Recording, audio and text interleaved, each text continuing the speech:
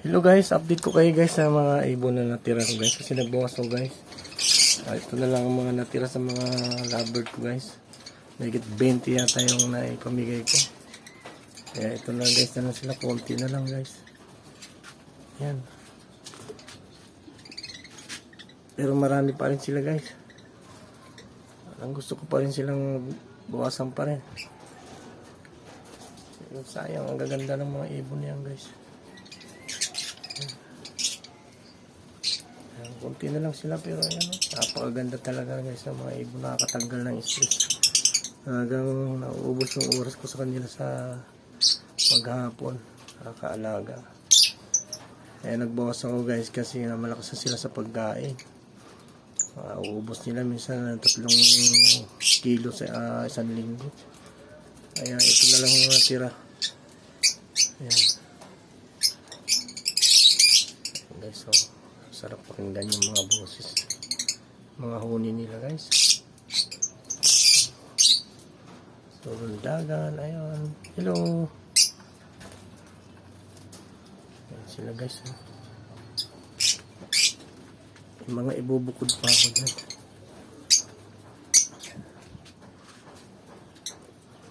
Okay guys, ito may mga alaga pa rin akong parrot. Yan dito, may 4 pa dito. Ano niya sila pero binigay ko na yung dalawa. Ay, binigay ko yung dalawa. Ito guys. Meron na naman akong dalawang pisa na parrot. Dito sila guys. Yan, dami sa loob.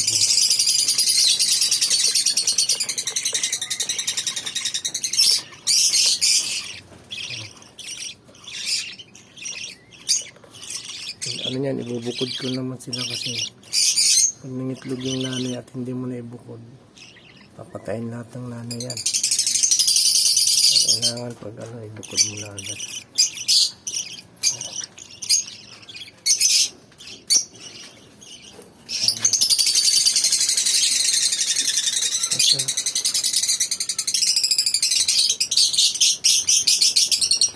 Hingay nila guys.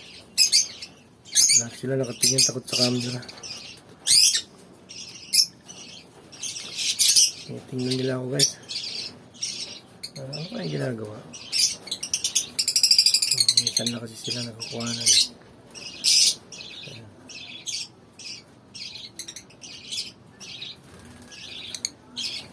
Kaya pinakain ko na sila ng kangkong.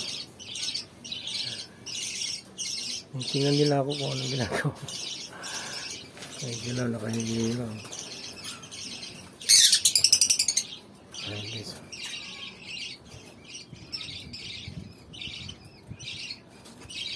Merong alpon yan guys, dalawa. Iiwalay ko na yan. Kasi baka magparis, magiging buknoy.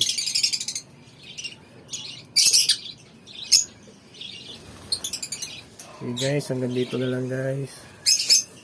Surprise naman ako guys. Maraming salamat. Thank you for watching. Bye bye.